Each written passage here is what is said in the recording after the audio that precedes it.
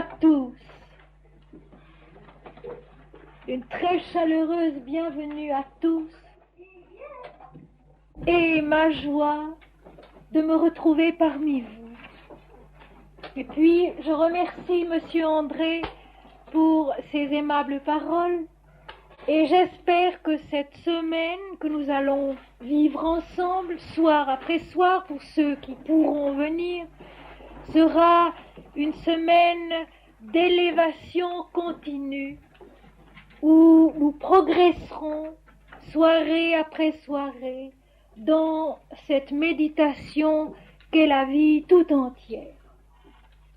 Et puisqu'il est sorti, je veux tout de même vous en dire quelques mots, car il y a des années que nous l'attendons, vous et moi.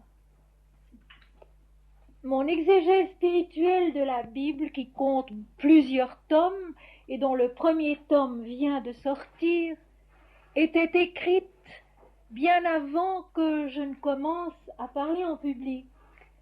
Disons que c'est au fond l'œuvre de base à partir de laquelle j'ai pu ensuite créer l'une après l'autre toutes les conférences que j'ai données en Suisse et en France. Je l'ai écrite, cette exégèse, en 1966. En une année, 2250 pages manuscrites, jour après jour, à côté de mes autres travaux. Non pas du tout comme on écrirait sous dictée, mais vivant, creusant, incarnant mot après mot ce que la révélation de Jésus-Christ nous apporte à la fin de la Bible. Maintenant, le premier tome est sorti grâce à un petit éditeur courageux de Suisse, les éditions de la Baconnière. L'éditeur lui-même s'était donné pour tâche, quand il était jeune, de faire penser le monde. Son objectif, m'avait-il dit, maintenant c'est un homme âgé déjà, son objectif, m'avait-il dit, c'est de faire penser le monde. Et c'est pourquoi, je pense, il a accepté d'éditer mon livre. Et je vais, pour commencer, en guise d'introduction, vous lire la page 4 de la couverture du livre. L'apport actuel de l'Orient au monde occidental est une faculté plus exercée de voir à l'intérieur des circonstances comme au fond de soi, de comprendre les livres sacrés du haut d'une interrogation essentielle qui naît en nous de l'esprit, selon que l'a dit le Christ lui-même, « Je vous enverrai l'esprit de vérité qui vous conduira dans toute la vérité. » Nous voudrions que la vision qu'apporte cet ouvrage, différente sur plus d'un point de l'interprétation traditionnelle des Écritures, soit une croissance à l'intérieur de la même pensée, une pousse neuve et vivace de l'arbre ancien à la racine duquel il n'a pas été touché.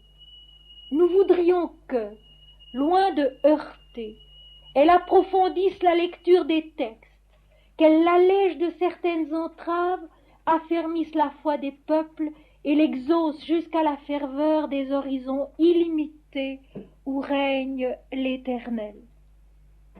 Ce qui importe dans une existence humaine, ce ne sont pas les 1001 événements se rapportant à sa présence dans le monde, à sa naissance, à son devenir et à sa mort, mais au travers de tout cela qui n'est qu'une trame palpable, l'essentielle révélation de la vie.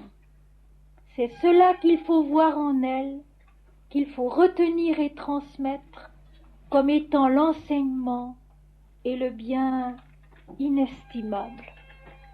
Ceci pour vous expliquer que ces livres que j'ai écrits, comme les conférences que je donne, qu'il s'agisse de l'explication de textes bibliques ou de l'explication de textes hindous, tend uniquement à extraire de ces enseignements leur aspect spirituel qui contient tous les autres aspects.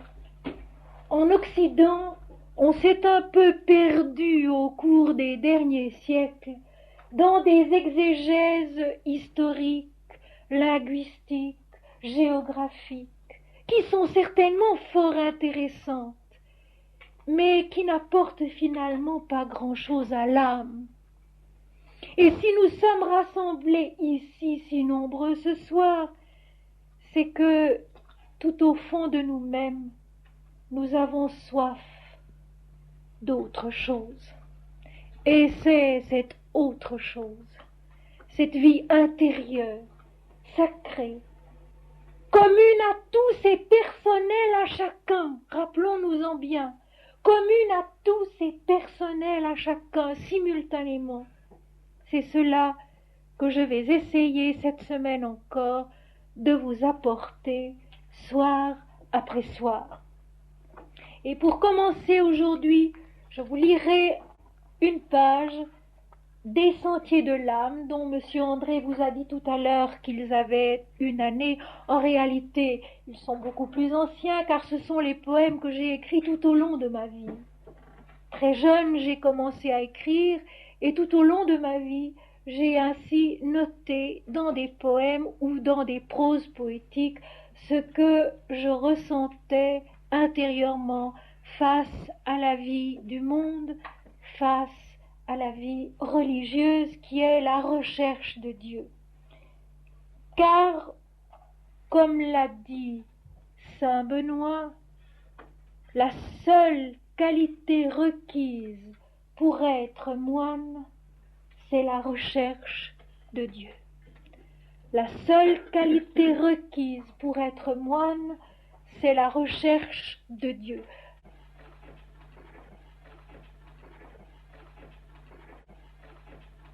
Le cantique de Dieu. J'ai cherché Dieu. Et voici, Dieu était dans les étapes successives, dans la rencontre toujours inattendue de la vie. Je me suis adressée à tout ce qui professait Dieu, à tout ce qui disait sa gloire et sa sagesse. Et voici le visage qui ne trompe point, la parole qui ne dissimule point, la direction qui n'égare point et n'isole point, était au détour simple de la route, dans la supplication reconnue de mon cœur. Car quelqu'un avait préparé le chemin, qui savait les particularités du pays et les relais où l'on dépose sa fatigue et son angoisse avant d'aller plus loin dans le voyage.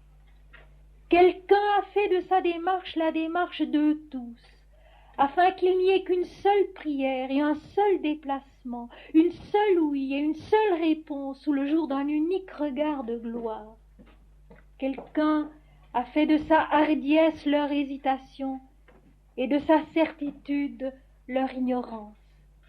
Et la mesure qui était infinie est devenue la connaissance étroite et subordonnée. Et la grandeur qui n'avait pas son origine dans la distance est devenue pareille à toutes les choses qui sont dans la distance et dans la joie de la condition. Quelqu'un s'est revêtu de la tournure du Verbe et de sa familiarité, pour eux tous qui sont dans la tournure et dans les rapports de l'amitié. Quelqu'un s'est fait le voyageur, qui n'avait pas besoin du voyage pour connaître et pas besoin du but pour comprendre. Avec eux tous, il s'est fait suppliant sur le chemin qui éloigne et sur le chemin qui ramène, afin que soit connue la distance et disparaisse la contrée qui a été établie pour le voyage. Quelqu'un a fait de la distance un parcours qui relie, et s'est dissimulé enfin derrière la connaissance, au cœur de tous, au cœur de tout, afin qu'ils le trouvent et qu'ils le voient, non plus sous les traits agrandis de leur propre visage, mais dans sa majesté qui est étrangère à leurs propos. Quelqu'un a fait de la distance un parcours qui relie, et s'est dissimulé enfin derrière la connaissance, au cœur de tous, au cœur de tout, afin qu'ils le trouvent et qu'ils le voient non plus sous les traits agrandis de leur propre visage, mais dans sa majesté qui est étrangère à leurs propos.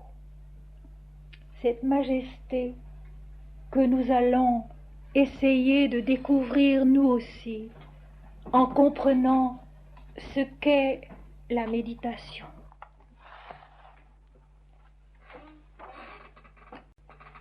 On parle actuellement beaucoup de méditation.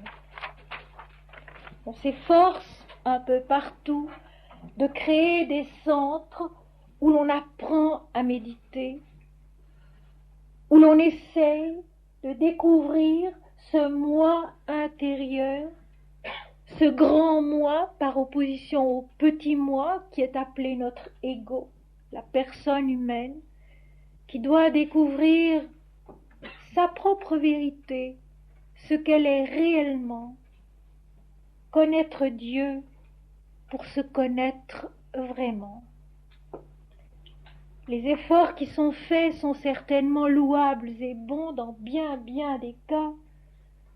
Il est peut-être utile de nous pencher un peu sur ce qu'est la méditation et surtout ce qu'il faut en attendre. Car c'est là bien souvent que se situe la difficulté. S'asseoir sur une chaise ou en position de lotus, joindre les mains, rester immobile et essayer d'établir le silence en soi, c'est une chose. Répéter un nom sacré, un nom divin ou un mantra dans sa méditation, dans son immobilité, c'est une chose aussi. Mais au fond, qu'y a-t-il au fond de notre cœur, au fond de notre conscience, quand nous nous disposons à méditer? C'est cela qui est important d'explorer, d'interroger. C'est cela qu'il est important de fixer avant de se mettre à méditer. Et voyez-vous, il est à peu près inutile d'essayer de méditer si dans la vie de tous les jours, il n'y a pas déjà une volonté de paix, une volonté d'amour, une volonté de vérité, une volonté de droiture, une volonté de joie. Il faut déjà, avant qu'on puisse songer à méditer, que nous nous soyons forgés à cette discipline qui fait que nous essayons de nous maîtriser nous-mêmes, de nous dominer nous-mêmes et d'arriver à la méditation comme purifiés d'une bonne partie de notre moi individuel, de notre petit moi humain. Cela, c'est très important. Et j'insiste parce que on est déçu quand on échoue. Et beaucoup d'échecs dans la recherche de la méditation proviennent justement de là. C'est qu'on croit pouvoir passer sans intermédiaire de l'agitation de notre vie quotidienne, de sa nourriture surabondante,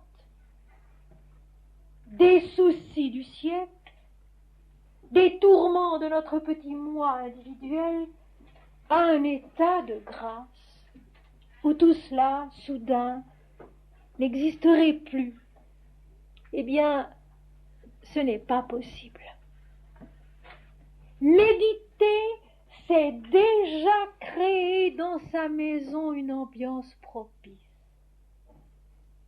Méditer, c'est déjà mettre des fleurs à un certain endroit quand on en a la possibilité en se disant « Seigneur, je te les offre, ces fleurs, les voilà, elles sont à toi. »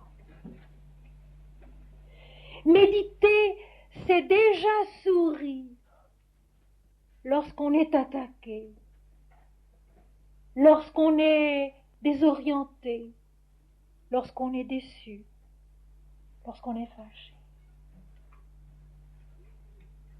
L'héroïsme du sourire, y avez-vous parfois pensé? L'héroïsme du sourire malgré tout, du sourire qui fait croire à l'autre que la vie est belle. Car quand on s'adresse à quelqu'un avec un sourire, on lui fait un cadeau. On lui donne une vision de la vie qui est belle, qui est bonne, qui est douce, qui est propice. Le courage du sourire, c'est déjà aussi la méditation. Le courage de la douceur, la volonté de la vérité.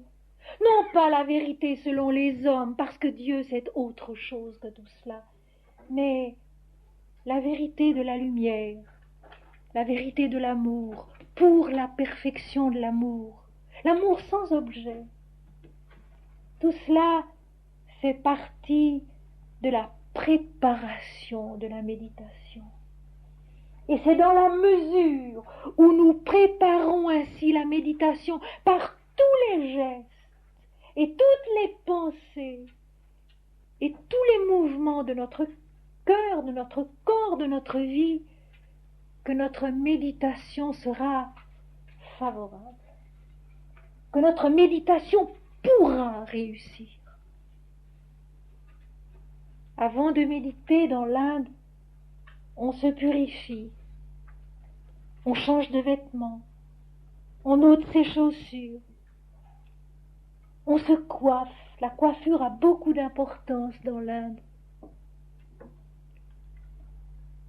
On n'a pas toujours le temps d'aller prendre une douche, de changer de vêtements, de se coiffer. Alors il faut au moins le faire intérieurement, moralement, intellectuellement. Ça, on peut le faire. On peut, en attendant son tour à la poste, se concentrer sur une belle pensée, sur un beau thème de musique, sur le souvenir d'un beau tableau. On peut, en attendant l'arrivée du taxi ou du métro, penser à Dieu, penser à quelque chose de bon au sens spirituel du terme.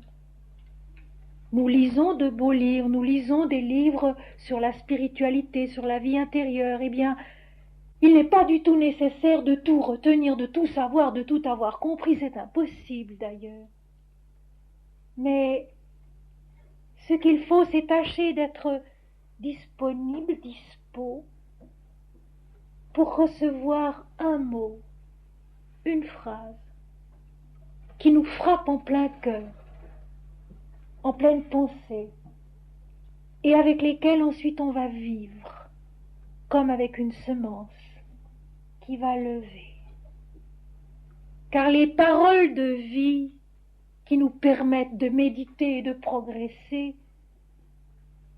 sont des semences en nous, des semences qui vont produire les fruits de la vérité, de la paix, de la lumière, de la confiance, de la joie. Alors la méditation, il faut la préparer tout au long des jours, autant qu'on le peut.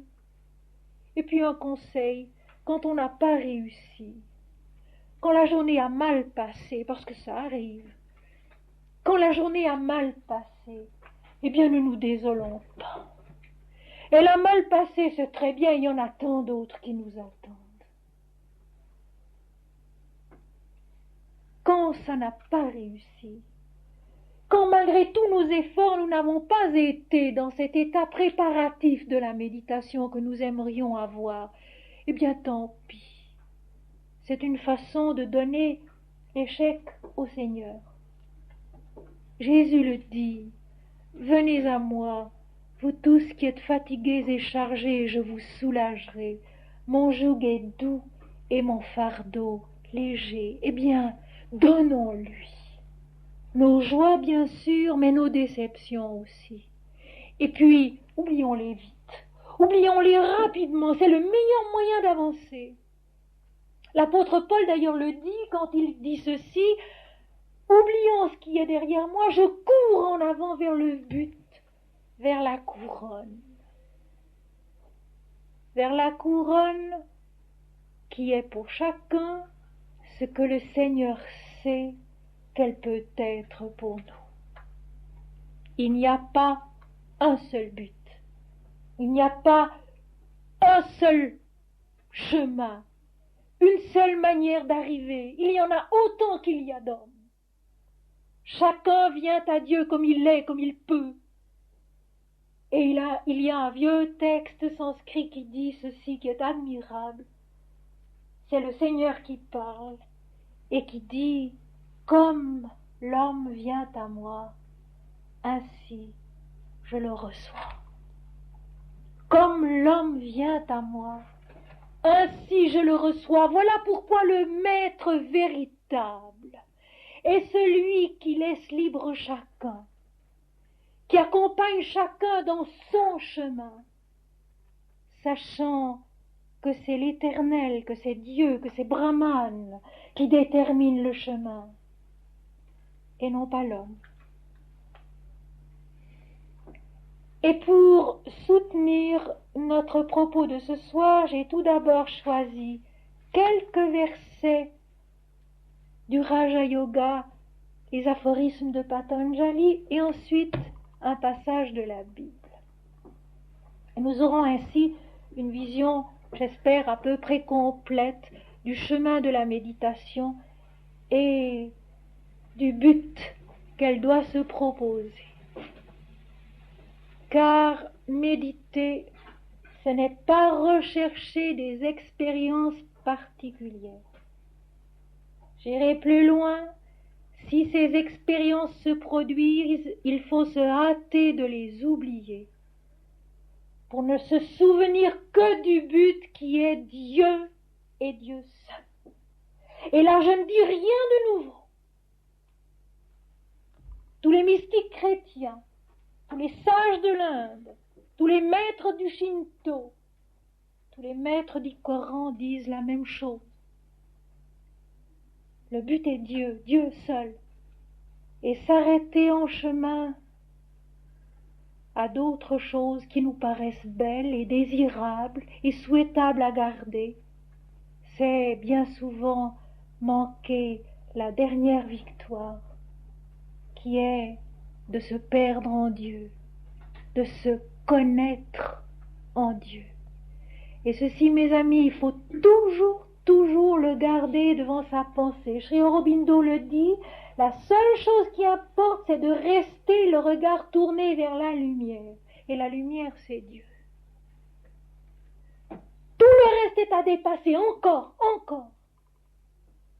Dieu est cela qu'on trouve au fond de soi quand tout le reste a été dépassé.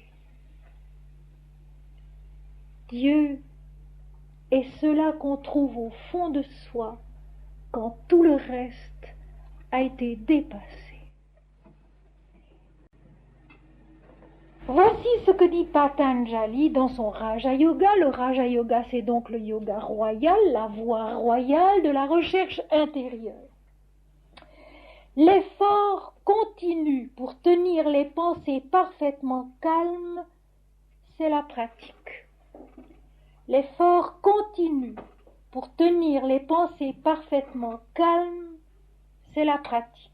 Ceux qui connaissent le livre auront constaté que j'ai changé 2 mots dans la phrase et c'est intentionnellement.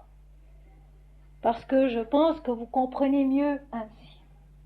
L'effort continu pour tenir les pensées parfaitement calmes, c'est la pratique. Bien sûr, nous ne sommes ni vous ni moi dans un couvent. Nous ne sommes ni vous ni moi dans un ashram, c'est-à-dire une de ces retraites religieuses des hindous. Nous sommes dans une vie suractive, bousculée, tourmentée, pourchassée. Alors, comment faire? Eh bien, il y a un choix à opérer. Il y a des choses qu'on peut laisser tomber. Alors il faut les laisser tomber. Il y a une certaine vie mondaine, il y a une certaine façon de se distraire, de se reposer, qu'on peut laisser tomber au profit d'un moment de recueillement, d'un moment de concentration sur la vie spirituelle, sur Dieu. Car l'effort de la pratique consiste à nous apprendre à concentrer notre regard, nos pensées, nos élans intérieurs sur Dieu et Dieu seul, sur la joie que peut être Dieu en nous. Car dites-vous bien ceci, la seule chose qui puisse combler l'homme un jour, c'est de se connaître soi-même, c'est-à-dire par conséquent de connaître Dieu. La seule chose qui puisse satisfaire, qui puisse combler, qui puisse assouvir l'homme un jour, c'est de se connaître soi-même, ce qui revient au même que de dire connaître Dieu. À part cela, tout passe, tout lasse, tout n'est en somme que vanité, comme le dit dans la Bible l'Ecclésiaste. Tout passe, tout lasse, une chose qui nous plaît un jour nous plaît moins le lendemain. Une chose qui semble nous combler un jour ne nous comble plus du tout une autre fois. La seule chose, le seul événement dans une vie humaine après lequel on n'attend plus, c'est de rencontrer Dieu au fond de soi et, comme le disent si joliment les hindous, de ressentir dans notre cœur la douceur de Krishna, la douceur du Seigneur. Alors l'homme est apaisé. Alors l'homme sait qu'il a tout, qu'il est tout, et qu'au fond, peu importe les circonstances, peu importe les événements de la vie. Et ce bonheur-là, ceux qui ont la chance de le connaître le souhaitent réellement à tous. Le souhaitent réellement à tous. Parce qu'automatiquement, tous les problèmes changent de visage, perdent leur importance, trouvent leur solution dans cette abnégation intérieure qui fait que l'homme n'est plus personne, car il a rencontré Dieu en lui-même. La pratique, c'est de répéter le nom du Seigneur. Et nous devons, chacun d'entre nous, trouver au fond de nous-mêmes quel est ce nom du Seigneur qui est vrai pour nous. Car on ne peut pas imposer cela à quelqu'un. Il y a ceux qui ont besoin de se tourner vers la vérité, tout simplement. Il y a ceux qui ont besoin d'adorer la lumière, le jour, l'éternité. Il y a ceux qui ont besoin d'aimer le Père. Il y a ceux qui ont besoin d'invoquer la Mère. Il y a ceux qui sont attachés au nom de Jésus-Christ.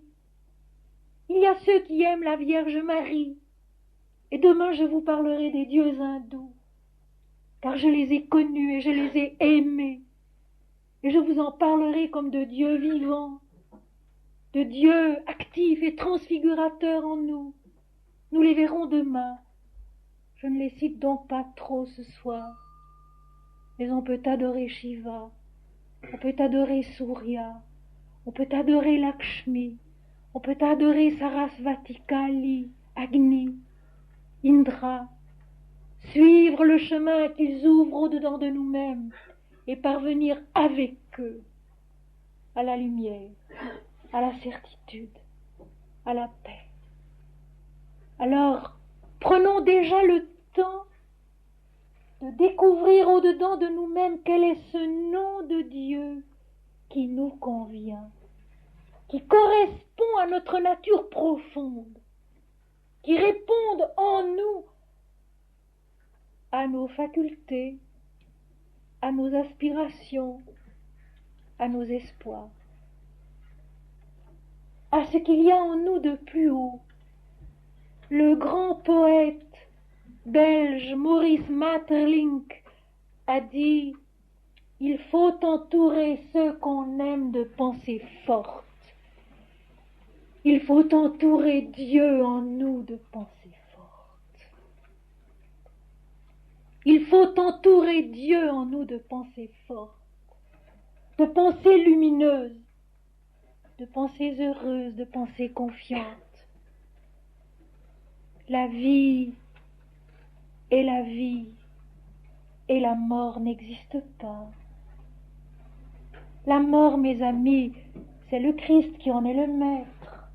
Donc c'est une renaissance, un recommencement. La mort, mes amis, c'est Shiva, le Seigneur de la lumière, de l'unité, qui tranche l'une après l'autre les têtes de nos personnalités qui ont besoin de naître plus haut. Dans une même vie, Shiva nous tranche beaucoup de têtes si nous le laissons faire. Et heureusement qu'il le fait, car c'est grâce à cela que nous pouvons avancer. Alors la pratique, mes amis, pour maintenir les pensées calmes, c'est au lieu de laisser la girouette tourner dans notre cerveau,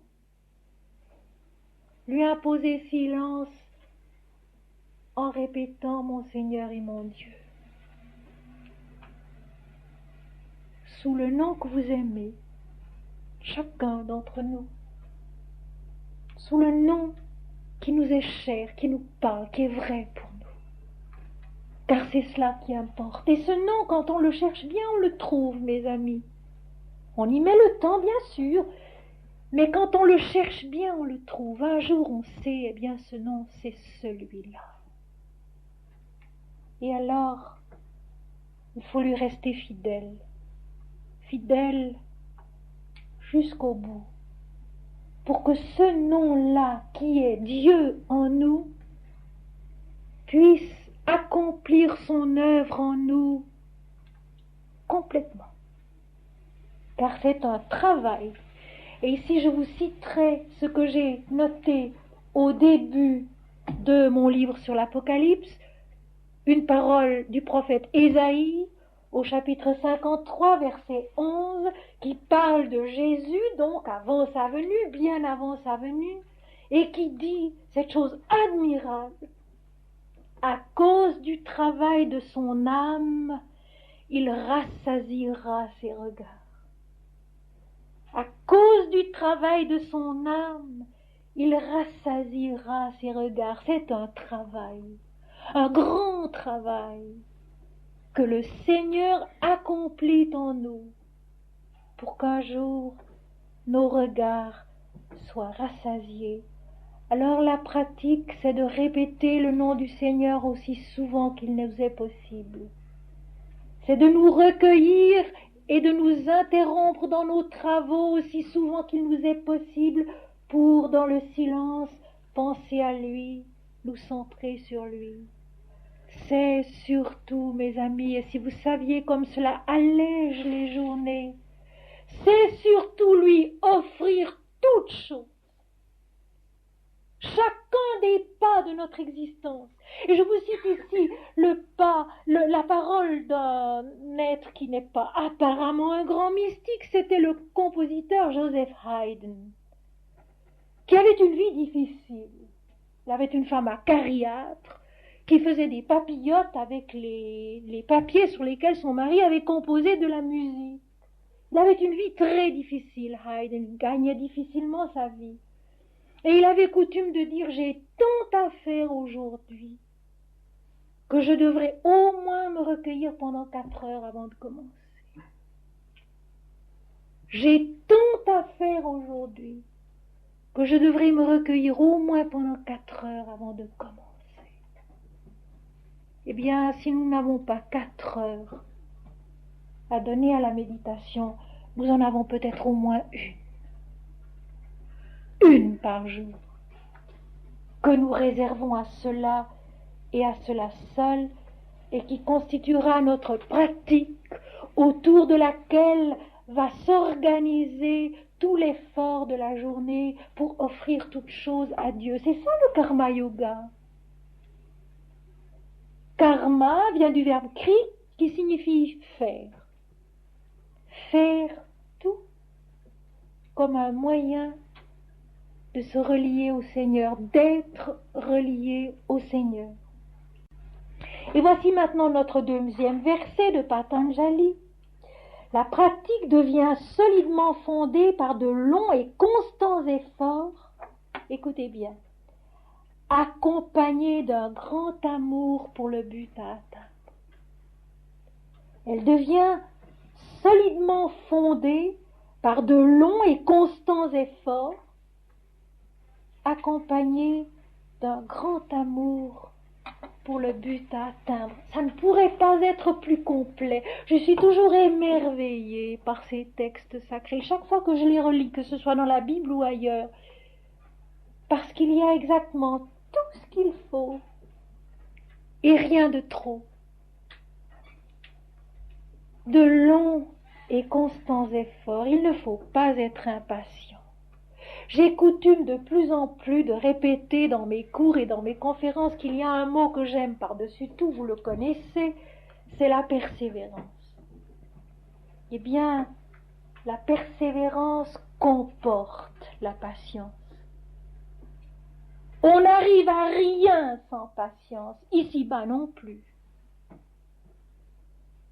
Toute œuvre qui mérite d'être appelée une œuvre demande beaucoup de temps, beaucoup de travail, beaucoup d'efforts longs et constants pour y arriver.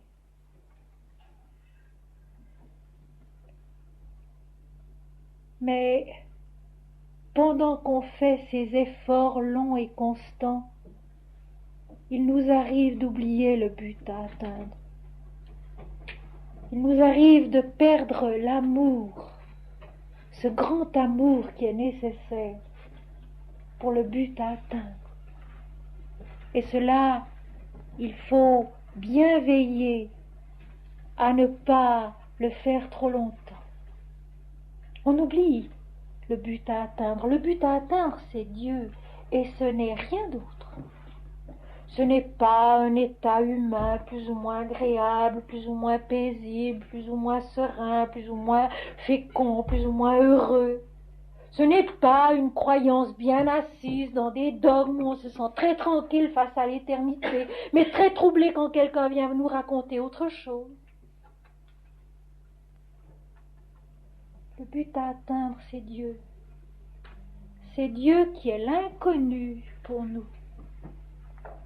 C'est Dieu qui est l'imprévisible pour nous.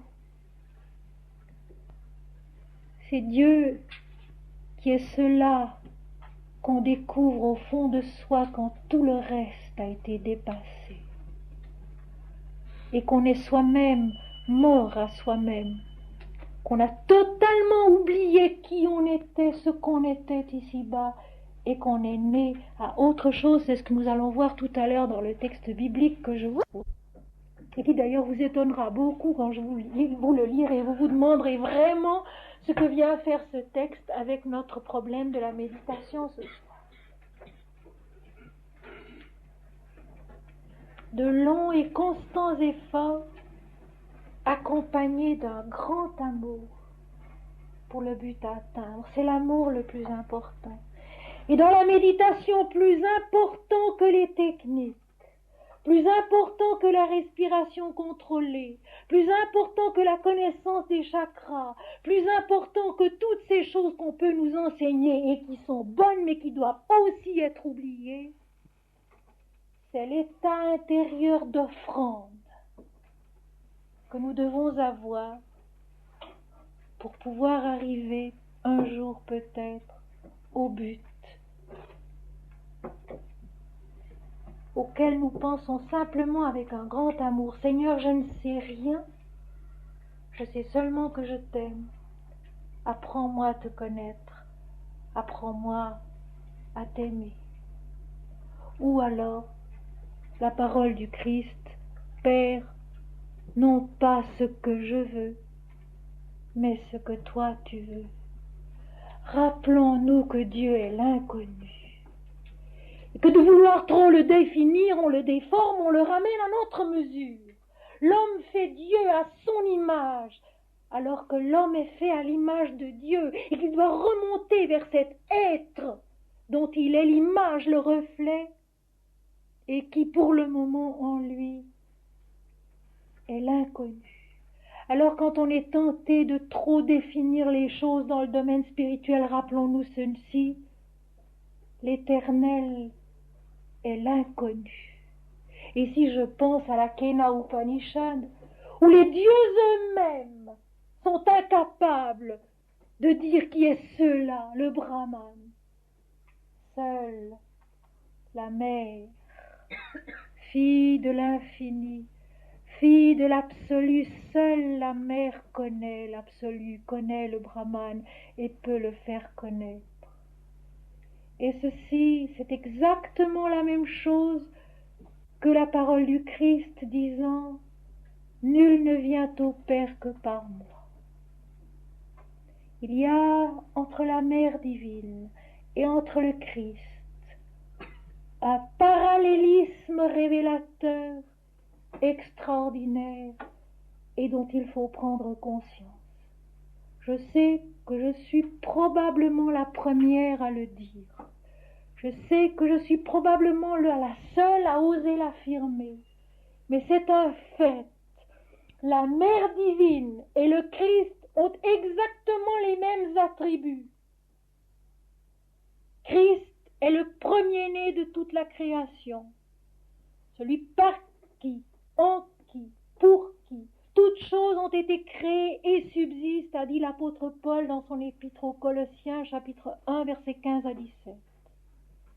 La Mère divine, fille de l'absolu, est la première-née, celle par qui, en qui, pour qui le cosmos a été créé et croît et grandit dans la connaissance de l'absolu. La Mère divine, premier palier de la différenciation, dernier palier de la différenciation avant que la conscience incarnée rentre dans l'absolu. Alors l'Inde adore la Mère divine et l'Occident adore le Christ, et c'est le même chemin qui aboutit au même but, pour lequel il faut faire de longs et constants efforts, accompagnés d'un grand amour pour le but à atteindre. Mais non pas d'un amour agressif, non pas d'un amour qui exclut toute autre possibilité de cheminer, qui condamne les autres. L'amour ne condamne rien, l'amour ne condamne jamais, l'amour embrasse. L'amour embrase. Et il entraîne le monde entier, l'humanité entière, par-delà tous les siècles, tous les temps, vers ce seul et même but pour lequel il suffit d'avoir un grand amour et beaucoup de patience, beaucoup de persévérance. La vie spirituelle, mes amis, est toute simple. En réalité, la vie spirituelle est toute simple. Répétez le nom du Seigneur qui nous est cher. Allez pas à pas en s'efforçant de lui consacrer chaque jour un peu de notre temps, peut-être un peu de nos nuits. Je me rappelle, et peut-être que je vous en parlerai demain, que pendant de nombreuses années où il m'était impossible de méditer et de travailler le jour, je le faisais la nuit.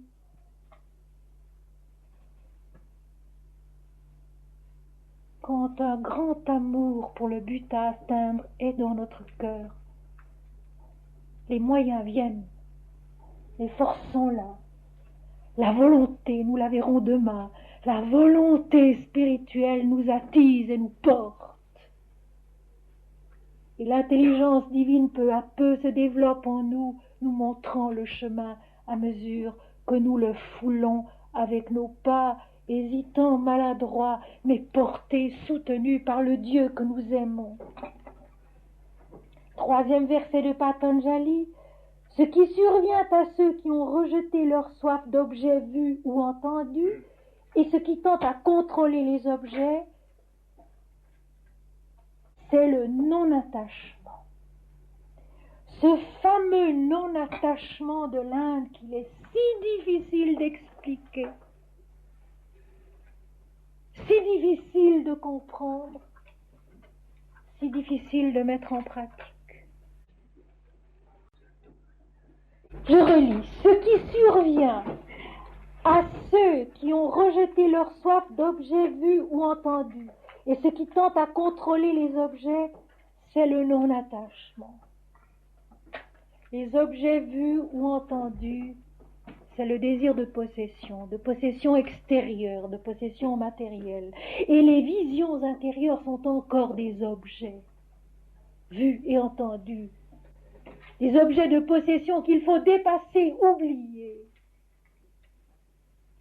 Il faut vivre les étapes successives de l'existence, travailler avec les objets vus et entendus, apprendre à maîtriser nos réactions, ce qui contrôle ces objets, apprendre à maîtriser nos réactions, c'est-à-dire que la déception ne devient plus en nous une source de colère ou d'amertume, mais au contraire un levier qui nous permet d'aller plus loin, de progresser. La souffrance n'est plus pour nous une source de découragement, de chagrin, mais au contraire un stimulant qui nous permet d'aimer davantage, de surmonter la souffrance par l'amour. La mort elle-même cesse de devenir une cause d'angoisse pour n'être plus qu'une porte qui s'ouvre sur l'inconnu, comme en fait toutes les étapes de la vie sont des portes qui s'ouvrent sur l'inconnu. Et bienheureux ceux qui se trouvent dans des moments de la vie où ils n'ont devant eux qu'un inconnu. Ce sont des moments qu'il ne faut pas craindre. Ce sont des moments au contraire qu'il faut accueillir, les mains tendues avec reconnaissance parce que Dieu va faire. L'inconnu, c'est Dieu. L'inconnu, ça peut toujours être une rencontre inattendue avec le Seigneur. Souvenons-nous-en.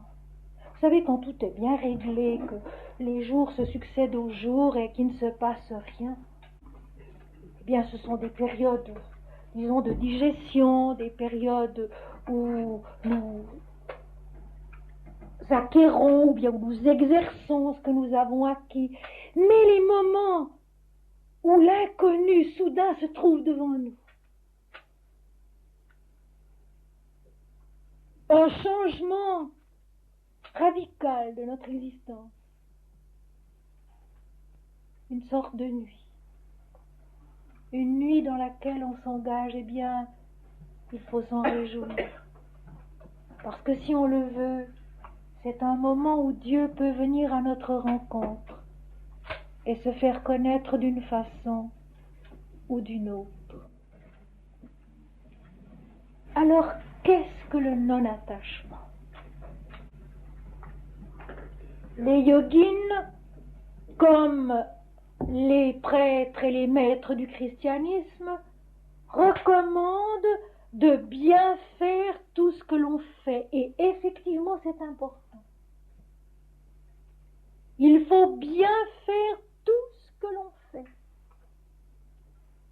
Le faire de tout son cœur, avec toutes ses capacités, avec tout son amour, en espérant seulement que ce sera bien fait, quitte à ce que ce soit détruit l'instant d'après. Peu importe. La vie est un jeu. Mais il faut bien faire tout ce que l'on fait. Et puis s'en détacher. C'est-à-dire n'attendre aucune récompense, aucun résultat particulier à ce que l'on a fait. Faire bien pour la joie de la perfection, pour l'amour de l'obéissance, pour la recherche de la vérité, et c'est tout. Et les fruits de l'action, eh bien le seul fruit de l'action, c'est Dieu. Le seul fruit de l'action, c'est notre croissance intérieure. Le royaume de Dieu, le royaume des cieux, le ciel, Svar, le ciel des dieux de l'Inde, c'est notre croissance intérieure. C'est notre devenir spirituel dans la lumière. C'est cela la vraie récompense. C'est cela le vrai fruit. C'est cela le vrai gain. Tout le reste n'est qu'un leurre. Le non-attachement, c'est de bien faire tout ce que l'on fait, de tendrement aimer tous ceux que le Seigneur nous donne de rencontrer, et puis très simplement de donner nos actions, de donner nos amours, notre tendresse au Seigneur qui seul peut les accomplir dans sa vérité,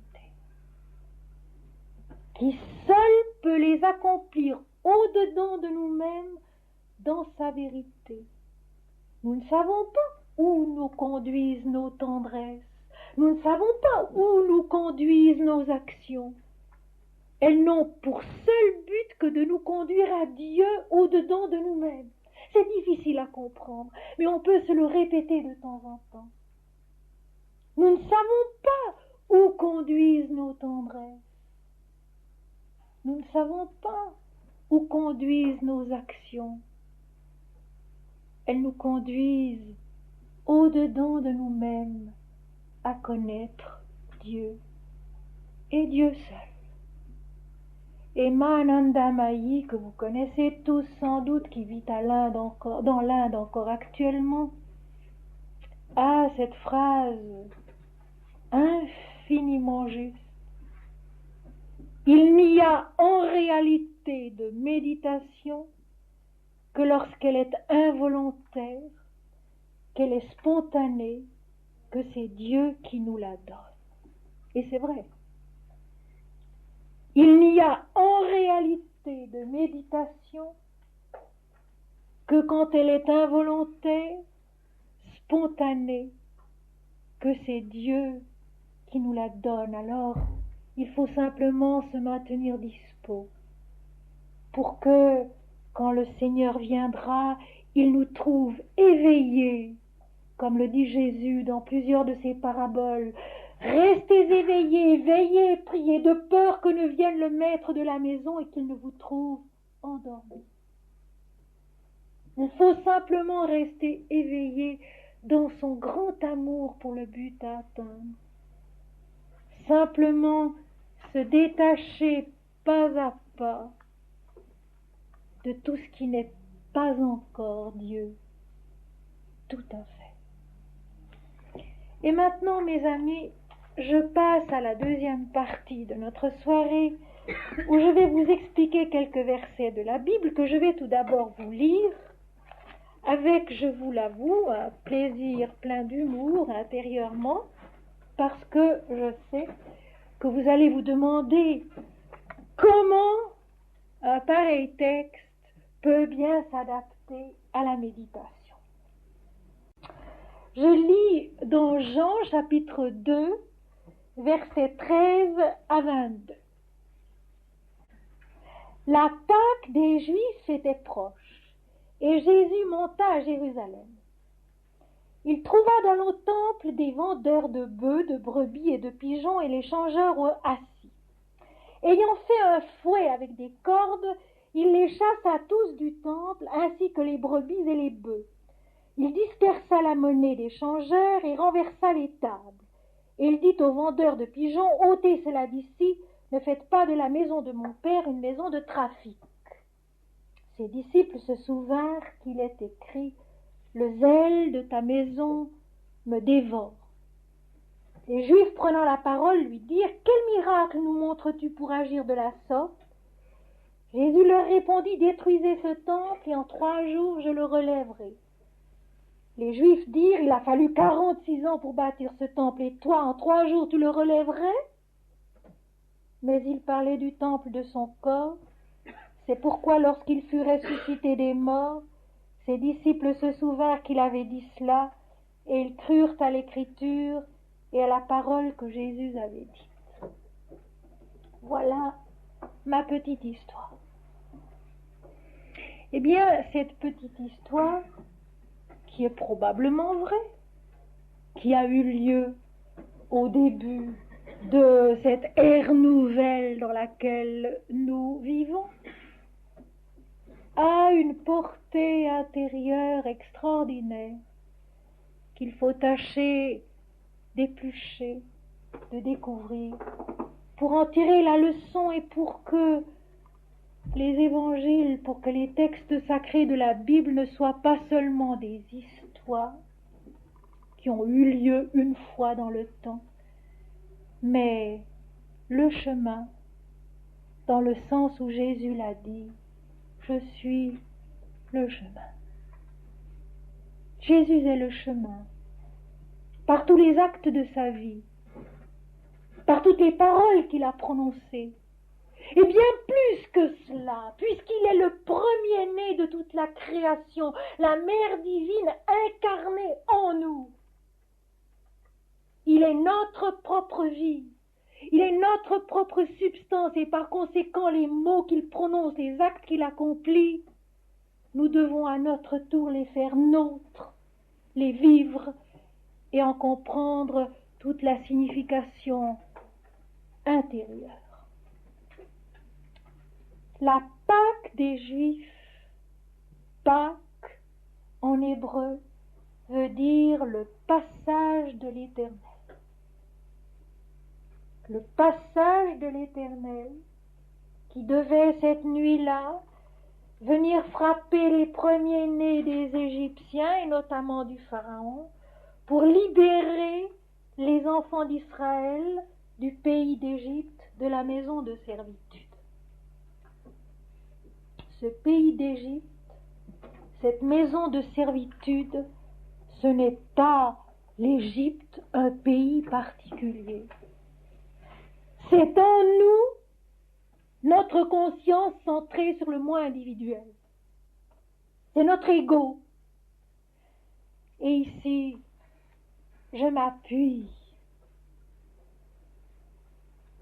sur un soutien colossal. Ce soutien colossal, c'est Sri Aurobindo. Sri Aurobindo qui a écrit dans une de ses lettres encore inédites en français: « J'enseigne à l'homme une seule chose, c'est à maîtriser son ego, c'est à se libérer de son ego, c'est tout. » Jésus n'a rien fait d'autre. J'enseigne à l'homme une seule chose, c'est de se libérer de son ego, de dominer son ego. Jésus n'a rien fait d'autre. Et dans la Bible, Jérusalem, la ville sainte vers laquelle Jésus monte à ce moment-là, parce que ce sera la fête de la Pâque, le passage de l'Éternel, c'est en nous-mêmes une occasion de plus de monter dans la cité sainte de notre transfiguration pour accomplir le sacrifice de notre moi individuel et connaître le passage de l'Éternel qui nous accomplit dans sa gloire. Et voyez-vous, mes amis, comprendre ainsi la Bible, ce n'est pas rêver, c'est la vivre. C'est essayer de l'accomplir en soi.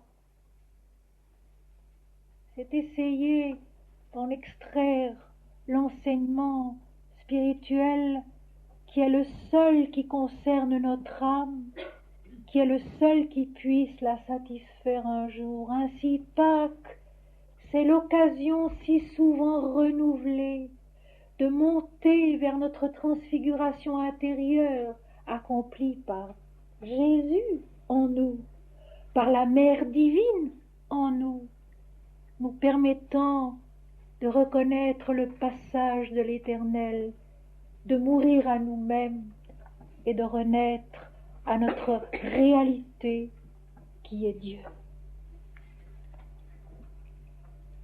Il trouva dans le temple les vendeurs de bœufs, de brebis et de pigeons et les changeurs assis. Ayant fait un fouet avec des cordes, il les chassa du temple, ainsi que les brebis et les bœufs. Il dispersa les changeurs et il renversa les tables. Est-ce que dans ce temple que nous sommes, car le temple, le vrai temple, c'est le corps de l'homme, c'est l'intelligence de l'homme, c'est le cœur de l'homme, c'est la pensée de l'homme, c'est le travail de l'homme. Est-ce que dans ce temple que nous sommes, au début de nos méditations, au début de nos efforts pour connaître Dieu, il n'y a pas justement un terrible trafic qui s'installe, un esprit mercantile, une dualité qui fait que nous voulons être payés pour l'effort que nous fournissons, un état d'esprit calculateur, matériel, centré sur le moi individuel. Toute la doctrine du salut individuel est basée là-dessus. Un grand calcul, une grande comptabilité des actions bonnes et mauvaises. Les bonnes nous assurant l'éternité, le salut, les autres nous certifiant d'une damnation éternelle. Toute la doctrine du salut est une doctrine mercantile. Or, seule la générosité totale, seul le grand amour parfait pour le but à atteindre, seul un oubli de soi parfait peut connaître Dieu. Dans ce temple de l'éternel que nous sommes, il ne doit pas y avoir de vendeurs, de marchands, de bœufs, de brebis, de change, de monnaie. Surtout pas intérieurement. Et si nous nous observons un peu, nous voyons très bien que pendant de longues années d'efforts peut-être constants, nous faisons des calculs, nous demandons des comptes à l'Éternel, nous voulons des récompenses, nous voulons des résultats. Et si le Seigneur lui-même n'intervenait pas en faisant un fouet avec des cordes, que sont ces cordes? Ce sont les cordes de l'humilité, de l'obéissance, du courage, de la patience, de la sincérité, de l'abnégation. Ces cordes avec lesquelles lui purifie notre méditation. Lui chasse les vendeurs de notre conscience et de notre être, renverse les tables, chasse les bœufs et les brebis, les fruits d'une méditation qui n'est pas assez amoureuse, uniquement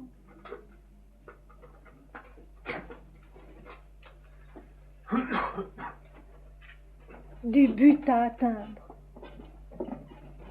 d'une méditation qui n'est pas amoureuse, uniquement du but à atteindre, Dieu et Dieu seul. Dieu et Dieu seul. Jésus, ayant noué le fouet de sa miséricorde en nous, car s'il n'intervenait pas, nous continuerions à faire du temple qu'est notre vie, qu'est notre corps, qu'est notre intelligence, qu'est notre cœur, un centre de calcul, de profit, de trafic. Les colères du Seigneur sont sa miséricorde en nous. On parle souvent du courroux de la colère du Seigneur dans la Bible, des courroux d'Indra dans l'Inde, ces courroux qui sont terribles. Mais pensons-y, ce courroux, c'est notre salut. C'est la miséricorde du Seigneur qui agit en nous, qui nous arrête sur le faux chemin, dans le mauvais zèle que nous allons voir tout à l'heure, et qui renverse, qui détruit notre méditation qui se fourvoie.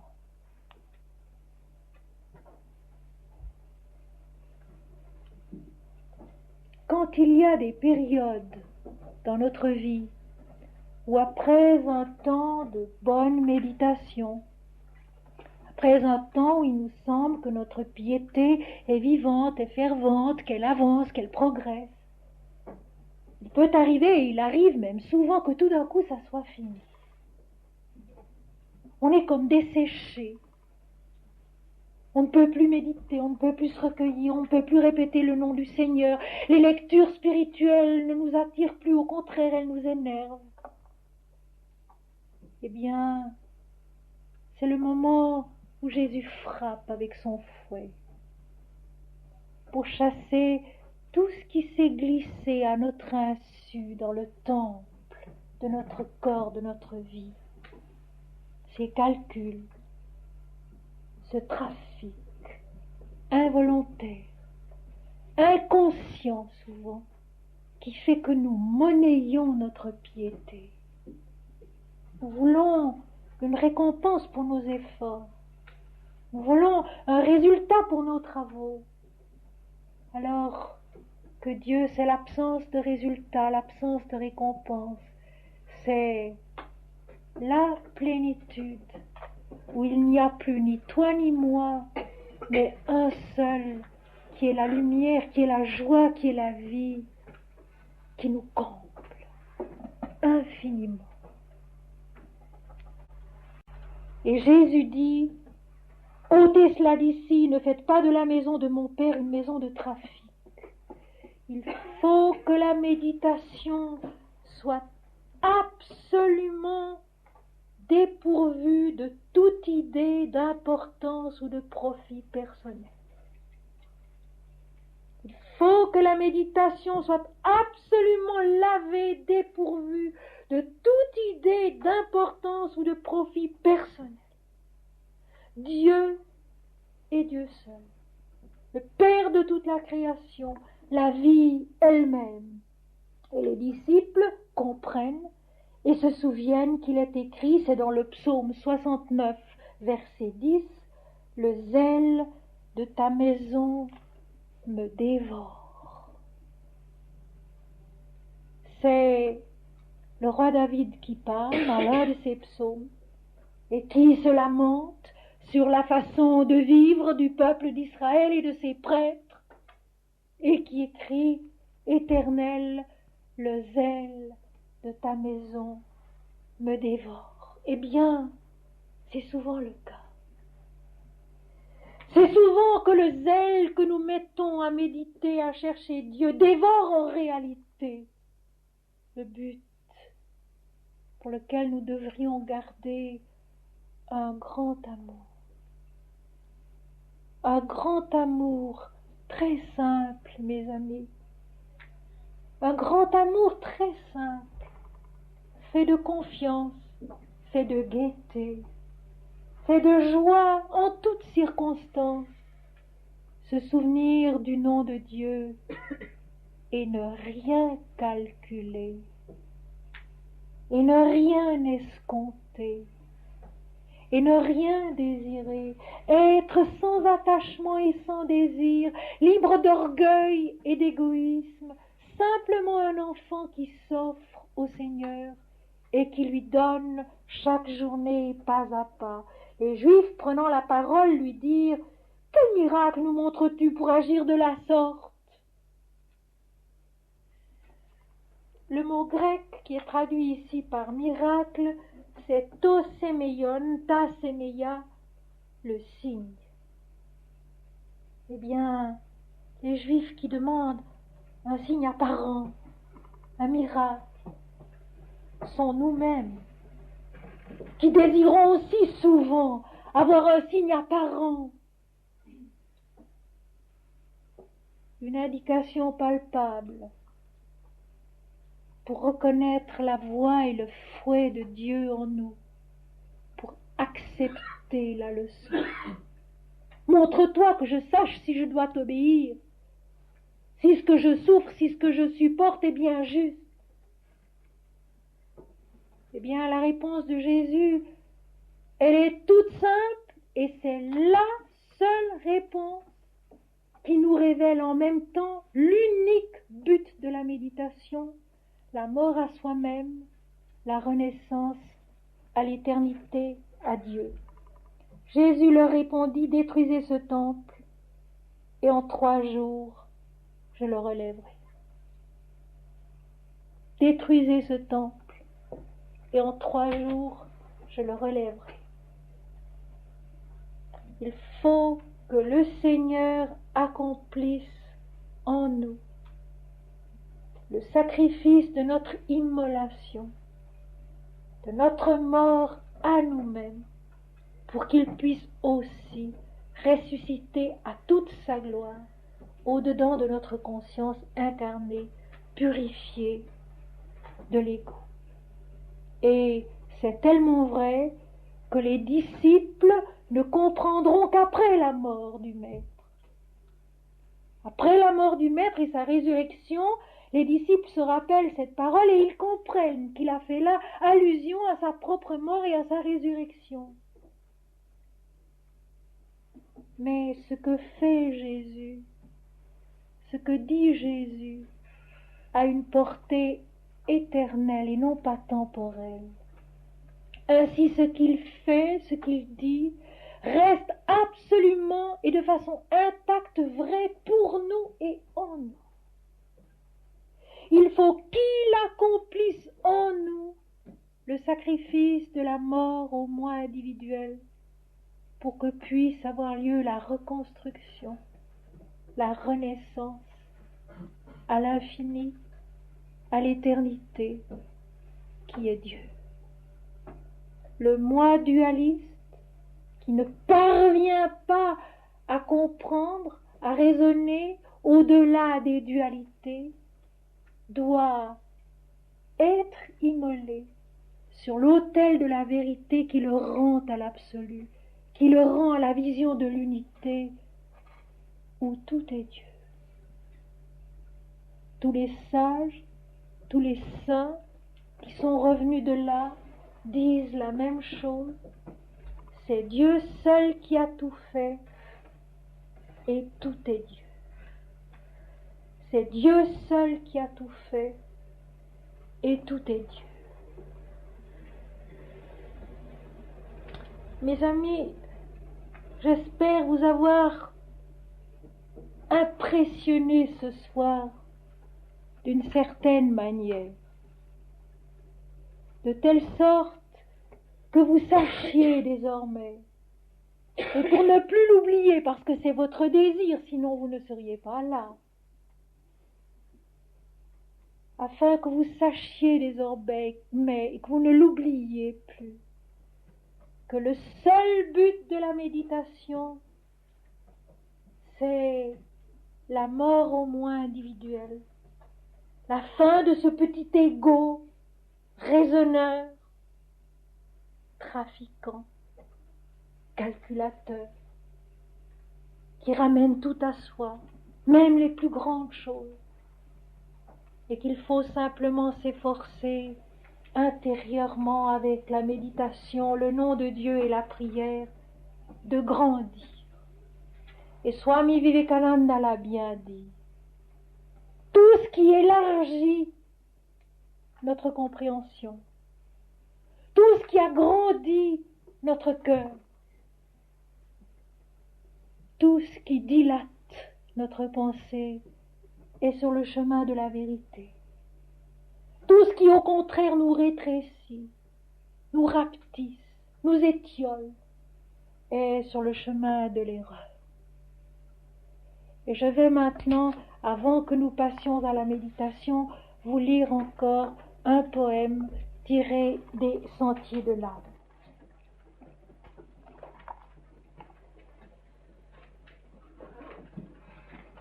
Seigneur, un vent calme a soufflé dans les ailes de mon navire. Il était toi. Il était toi ce chant si beau qui de l'eau bleue faisait un tintement de cristal infini. Il était toi ce sourire des fleurs d'azur épanouies comme des ailes parmi les vagues de leur vol. Seigneur, mes yeux ont percé l'horizon plus loin que l'aube et plus loin que la vie. Mon navire en courant sur l'eau de ta lumière a conquis un levant d'où l'on ne revient plus. Le vent qui s'est levé n'est pas une tempête, il est un aviron qui me conduit à toi. Seigneur, dans ce pays d'or et de pourpre où la verdure est saine et le climat léger, il n'est qu'un seul visage, et c'est le tien. Ta voix est là, qui ne parle pas mais qui est cette résonance en laquelle tout être respire. Ta vie est là, vraie comme l'oiseau qui de l'air tire son élan, aspire son vol et demeure en toi. Mon âme est là, et elle est toi, dans le baiser triomphal de la confiance parfaite. Lumière qui est toi, ô Seigneur, vie qui est la lumière, amour où tout s'est retrouvé en toi, qui seul